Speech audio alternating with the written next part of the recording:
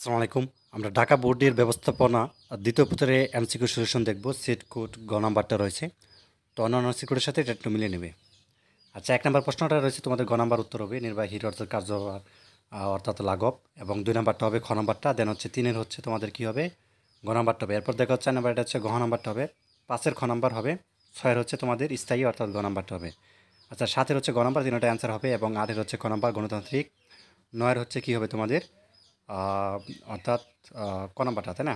10-এর হচ্ছে কি খ নাম্বার, এরপর 11 নাম্বার গ নাম্বারটা, 12-এর হচ্ছে গ নাম্বার হবে।